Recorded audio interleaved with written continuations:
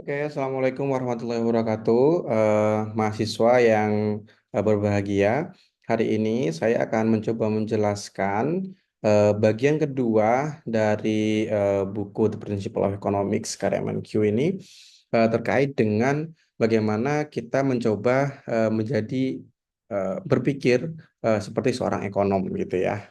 Nah, teman-teman, saya akan coba dulu bagikan slide ya. Oh, sebentar. Baik.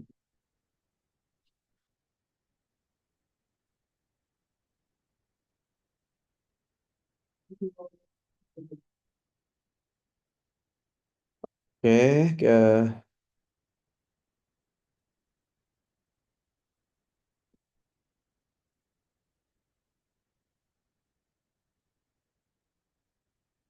oke, teman-teman. Kita mau coba ngebahas bagaimana sih kita tuh mencoba berpikir seperti seorang ekonom ya.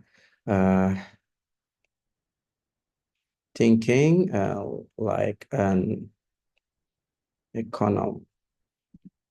Nah, sebelum kita masuk ke situ, kita harus menyadari bahwasannya ini kan pembelajaran tentang pengantar ilmu ekonomi. Nah, kenapa kok kemudian ilmu itu menjadi ekonomi itu menjadi sebuah ilmu? Nah, sebelum jauh-jauh ke situ, kita harus tahu bahwasannya em, perkembangan ilmu itu nggak cuma ekonomi ya, bukan ilmu-ilmu natural, ilmu-ilmu alam dan sebagainya itu sebenarnya berkembang dalam proses di mana nantinya apa namanya ilmu-ilmu ini punya konsensus tersendiri. Maksudnya dalam hal ini adalah ekonomi ini sebenarnya kan eh, ilmunya itu hadir belakangan dibanding kejadiannya. Artinya, ilmu ekonomi yang ada sekarang itu mencoba menjelaskan kejadian-kejadian yang sedang berlangsung. Nah, untuk apa dijelaskan? Ya dalam rangka agar kita lebih cepat dalam tanda kutip meramalkan kejadian ekonomi yang akan mendatang dari gejala-gejala yang sudah ada. Jadi ketika ada gejala-gejala yang sifatnya itu sama, berlangsung di banyak tempat, dan kemudian memungkinkan apa ya, memungkinkan untuk dijelaskan dalam lebih ringkas dalam kerangka ilmu ekonomi tadi itu, maka kemudian ini dapat menjadi pijakan ataupun basis bagaimana kita kemudian di masa mendatang menjadikan ini sebagai alat untuk meramal eh, terkait dengan keputusan ekonomi yang akan kita lakukan. Nah, dalam chapter ini kita akan membahas yang pertama adalah terkait dengan eh, ekonomi sebagai sebuah ilmu. Nah, pertama, eh, lalu kalau seandainya sebuah apa sih menjadikan sesuatu kejadian ataupun suatu fenomena itu sebagai ilmu ya kalau seandainya kita memiliki kerangka epistemologis atau kita memiliki metode-metode yang mampu yang untuk menjelaskan kejadian-kejadian itu. Maka kemudian pada bagian pertama ini kita membahas bagaimana eh, scientific method gitu ya. Ini diperlukan dalam sebuah kerangka ilmu ekonomi. Nah, metodenya apa ya? Metode biasanya kan kalau kesana kita mengenai observasi, kemudian kita masuk ke teori, lalu kita melakukan lagi ya observasi lagi gitu. Maksudnya seperti apa sih? Gitu. Maksudnya misalnya nih misalnya, anggaplah kita melihat kejadian bahwasannya, oh ternyata ketika pemerintah mencetak uang banyak, maka yang terjadi adalah kenaikan harga barang-barang dan jasa dalam ya waktu dan jangkauan yang tertentu begitu. Nah, artinya apa? Hal ini kita mencoba menjelaskan bahwasannya oh ternyata salah satu pemicu inflasi itu adalah ketika pemerintah melakukan pencetakan uang dalam jumlah yang besar begitu. Nah, lalu kita kan bagaimana kita bisa menyimpulkan seperti itu ya? Karena seorang ekonomi ketika menyaksikan, mencoba mengobservasi, kenapa kok hari ini kok tiba-tiba harga barang-barang naik gitu ya, diobservasi, ditinjau, oh ternyata ada indikasi bahwasannya oh pemerintah ini yang karena nyetak duit banyak, maka kemudian jumlah uang beredar banyak, maka kemudian harga barang dan jasa itu menjadi naik. Nah, lalu apakah kemudian ini kan teorinya, lalu apakah kemudian itu dapat dinyatakan sebagai teori begitu saja? Oh tidak. Jadi si sang ekonom juga harus melihat apakah kemudian kejadian ini hanya terjadi di wilayah tertentu atau di semua tempat. Nah, ketika demonstrasi dari negara-negara lain ternyata juga terjadi hal yang sama. Nah, hal ini menunjukkan berarti dalam hal ini teori yang diajukan pertama tadi itu dapat diterima begitu ya. Nah, itu adalah salah satu bentuk scientific method yang ada di ekonomi dalam ruang lingkup jika kita melihat ekonomi ini sebagai sebuah ilmu. Nah, lalu yang kedua, dalam menjelaskan ilmu-ilmu yang di ekonomi kita punya namanya asumsi. Ya, kita punya asumsi. Apa itu asumsi? Asumsi itu mencoba untuk menyederhanakan kejadian-kejadian ekonomi dengan asumsi-asumsi yang mungkin dipersempit. Dalam artian seperti ini. Contoh kalau seandainya kita mau menjelaskan terkait dengan fenomena perdagangan internasional.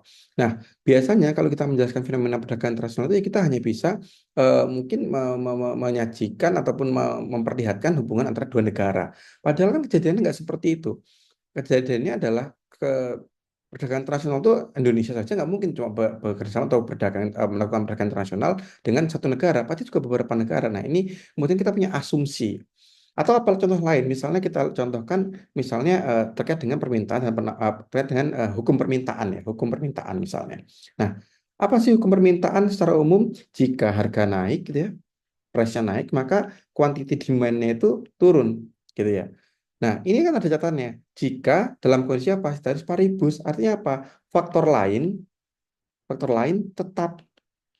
Apa itu faktor lain? Ya mulai pendapatan, kemudian selera dan sebagainya itu jangan tetap. Artinya apa? Dalam hal ini diasumsikan hukum permintaan itu terjadi ketika faktor-faktor selain harga itu tetap. Jadi hanya faktor harga dan jumlah barang yang diminta ataupun jasa yang diminta itu yang kemudian menjadi patokan. Nah, ini adalah asumsi namanya. Maka kemudian di dalam ilmu ekonomi kita banyak menggunakan asumsi-asumsi untuk mencoba menjelaskan secara sederhana kejadian-kejadian ekonomi yang terjadi. Lalu kita lanjutkan terkait dengan bagaimana economic models. Economic models ya.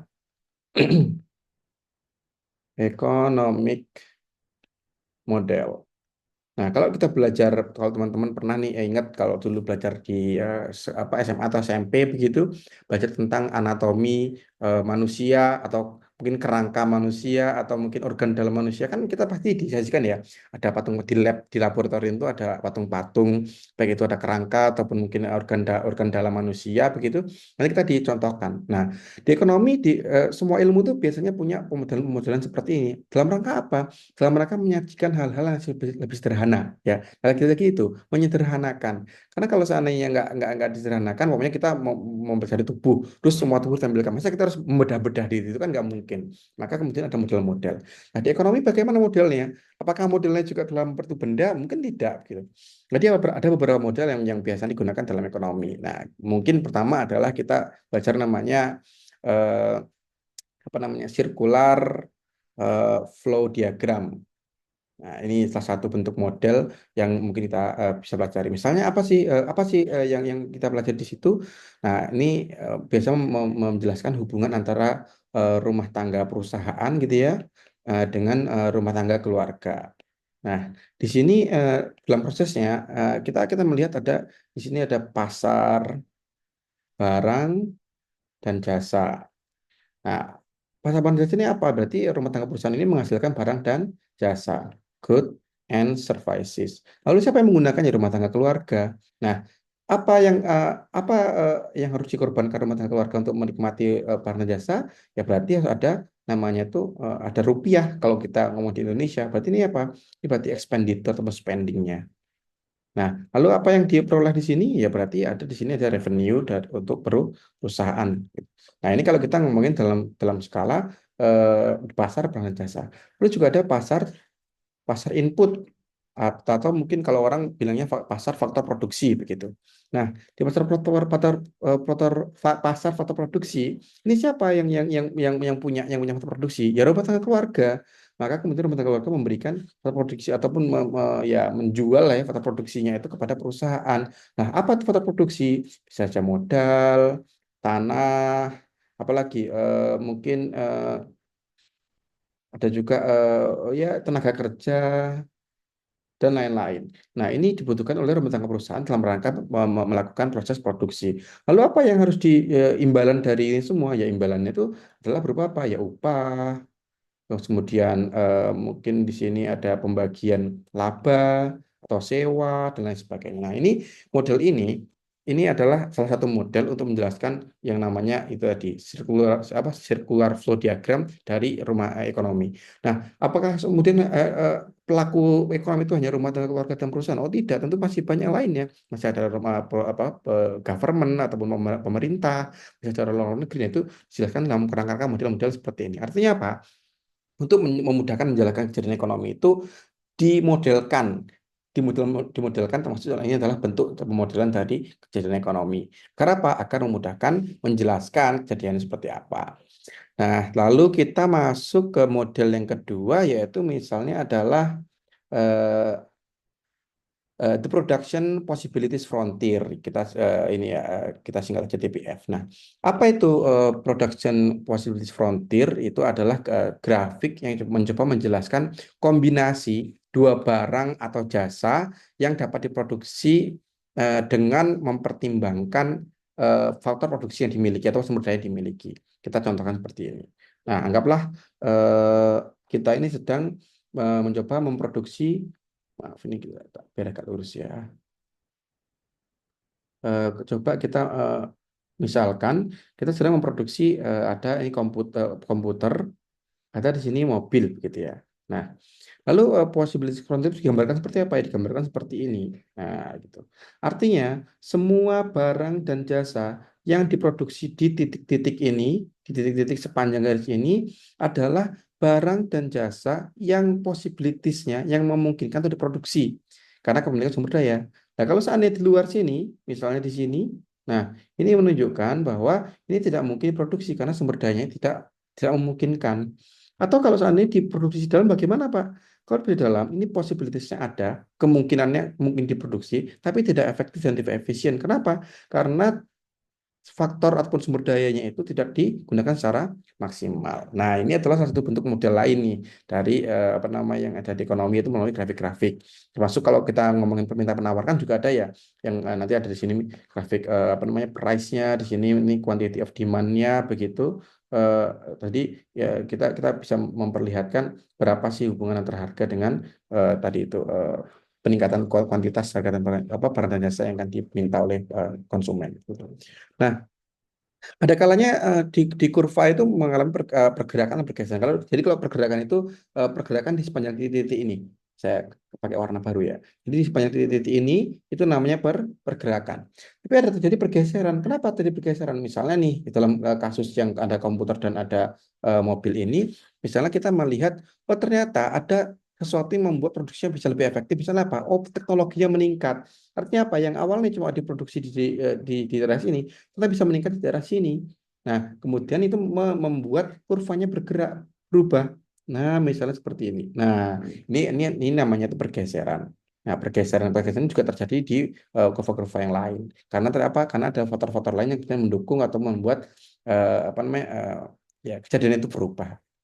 Nah, itu adalah model yang biasa digunakan dalam ilmu ekonomi begitu. Nah, yang terakhir kita membicarakan terkait dengan makro dan mikro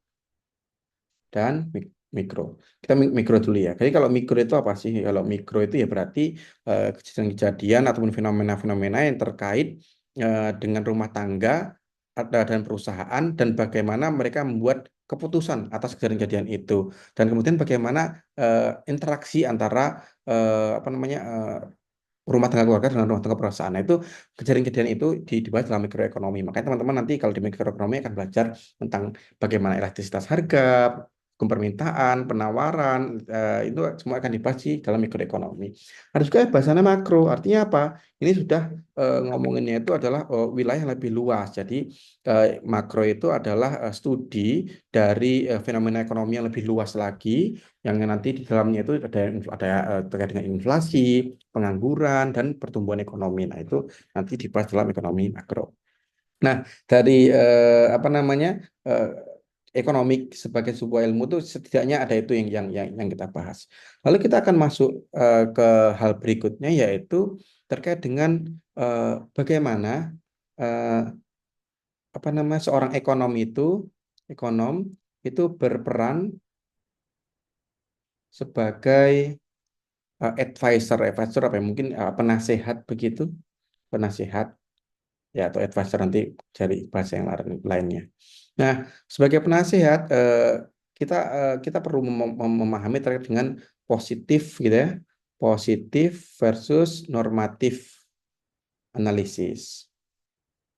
Apa itu positif analisis? Agar memudahkan menjelaskan ini, kita coba kasih kalimatnya. Misalnya nih, misalnya tadi kalimat positifnya apa? Positifnya adalah eh, misalnya eh, UMK atau UMR itu menyebabkan menyebabkan pengangguran. Kenapa kok menyebabkan pengangguran? Ya mungkin karena ketika UMR apa namanya eh, dinaikkan, misalnya UMR dinaikkan, maka kemudian perusahaan tidak mampu membayar upahnya, ya otomatis kemudian eh, akhirnya mereka mau nggak mau harus dipecat, makanya menyebabkan pengangguran. Itu positif, kalimat positifnya. Nah, normatifnya seperti apa? Normatif ini berarti nanti terkait dengan apa? Misalnya tuh berarti kalau begitu pemerintah harus meningkatkan UMR. Nah, apa sih bedanya dari dua kalimat ini? Bedanya apa? Bedanya yang ini membicarakan terkait dengan kenyataannya. Kenyataannya, realitanya itu seperti apa, maka dibicarakan dalam apa namanya kalimat yang positif tadi. Lalu kalau kalimat normatifnya itu bagaimana? Normatifnya itu adalah terkait dengan apa yang disarankan kepada pemerintah. Jadi, yang namanya kalimat normatif ini ataupun dalam hal ini adalah analisis normatif ini nggak selalu eh, sesuai dengan ini ya, nggak selalu sesuai dengan positifnya ataupun apa ya namanya tuh sesuai dengan realitas-realitasnya. Kadang-kadang ini lebih kepada advisor tadi, nah advice jadi itu kita lebih lebih kepada apa yang sebenarnya ingin kita sarankan kepada pemerintah, meskipun pada apa ya praktiknya harusnya apa idealnya bukan praktiknya, idealnya harusnya kejadian-kejadian ini yang kemudian menjadi dasar bagaimana kita memberikan advice. Artinya kalau ada kejadian misalnya eh, kalau seandainya pemerintah mencetak uang terlalu banyak akan terjadi inflasi, ya makanya kemudian advice-nya adalah ya pemerintah mungkin tidak mencetak terlalu banyak ataupun pemerintah harus mengendalikan peredaran uang misalnya seperti itu. Itu adalah alternatifnya. Nah, selain itu kita juga harus belajar mengenai kejadian ini, ya kejadian itu terkait kita kita kita kaitkan dengan apa namanya kejadian ekonomi di Washington, di Washington gitu. Apa sih spesialnya kok sampai ini tuh dijadikan kajian tersendiri gitu ya? Eh, Ekonomi di Washington itu seperti apa? Jadi pada sejarahnya banyak di negara-negara itu yang sudah mulai mengapa ya meng-hire para ekonom, bahkan mungkin membuat tim khusus para ekonom yang secara real time itu mengambil data-data ekonomi dan melakukan analisis dari kejadian-kejadian ekonomi itu tadi untuk kemudian analisis itu dijadikan sebagai saran kepada pemerintah tentang apa yang akan dilakukan oleh pemerintah. Nah, jadi intinya kejadian itu mulai mulai mulai diterangkan di situ. Nah, lalu eh, apakah kemudian selalu ini, apakah kemudian selalu disetujui? Oh tidak, gitu. Jadi kita juga membahas tentang mengapa apa ya saran ekonom tidak selalu disetujui. Ya karena pemerintah itu nggak cuma apa ya nggak cuma berbicara dari eh, sisi sudut pandang tuh ekonom, mungkin ada pengaruh politik, sosial, budaya dan lain-lain sebagainya. Nah, misalnya ada sebuah kejadian yang kemudian menyebabkan pemerintah harus mengumumkan suatu fakta yang bisa jadi menggemparkan. Nah, itu kan akan menyulitkan pemerintah ketika terjadi ketidakstabilan di masyarakat, apakah itu sosial ekonomi. Kalau karena pengumumannya tadi terlalu frontal gitu kan, kalau para ekonom itu kan ya hanya memberikan hal-hal yang sifatnya ya teoritis tadi itu yang kejadian tadi itu. Nah, lalu bagaimana mengkomunikasikannya kepada masyarakat, mengkomunikasikannya kepada investor? Nah, itu menjadi salah satu sebab kenapa kok kemudian pemerintah nggak selalu mengiyakan ataupun nggak selalu menerima atau mungkin bahkan menolak apa namanya advice dari yang sudah diberikan tadi itu. Ya, itu. Nah, apa namanya? mengapa sih kok itu terjadi ya? Mengapa itu terjadi? Nah, ini ada setidaknya ada tiga hal yang bisa menjelaskan. Yang pertama adalah perbedaan perbedaan judgement saintifik ya. Ada perbedaan judgement saintifik. Maksudnya apa? Misalnya nih, oke lah, kita perlu misalnya harus mengeksploitasi apa namanya, eh, batu bara yang ada di negara kita agar segera diinikan. Ini kan agar pada dalam rangka meningkatkan ada economic growth, ada terjadi pertumbuhan ekonomi. Nah, kalau seandainya apa namanya, judgementnya adalah economic growth, ternyata ada ahli lain, misalnya ahli lingkungan yang menyatakan, oh jangan, kalau seandainya dieksploitasi besar-besaran, maka kemudian ini akan menyebabkan kerusakan lingkungan misalnya. Nah, ini kemudian menjadi adanya perbedaan judgement saintifik antara ahli ekonomi dengan ahli apa namanya lingkungan. Ini kemudian menyebabkan nggak semua sarannya diterima. Yang kedua apa? Ada terkait dengan perbedaan value. Value. Value itu apa? Value itu nggak selalu nilai ini ya, nggak selalu nilai uang, tapi juga mungkin nilai-nilai yang dianut oleh pemerintah itu yang kemudian menyebabkan ya judgement apa namanya saran itu nggak mungkin nggak diterima. Nah, ada juga terkait dengan persepsi versus realita, ya, realita. Ya misalnya apa namanya ada saran-saran yang kemudian tuh mungkin secara persepsi itu mungkin benar, tapi secara realita kayaknya nggak mungkin karena kalau seandainya dilakukan mungkin akan menimbulkan gejolak. Maka ini perlu diperhatikan. Nah, ini juga salah satu apa namanya hal penting yang kemudian dipertimbangkan.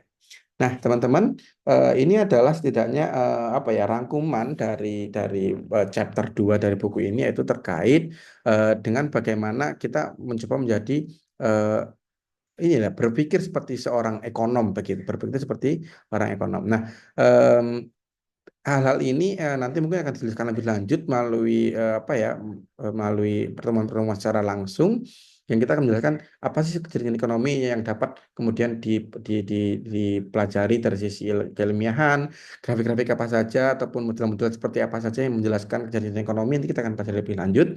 Dan sebelum itu teman-teman saya persilakan untuk membaca bukunya sampai selesai agar nanti ketika diskusi kita lebih mudah. Jadi dari saya untuk sementara ini demikian dulu. Sampai bertemu lagi di pertemuan berikutnya dan jangan lupa dibaca bukunya. Assalamualaikum warahmatullahi wabarakatuh.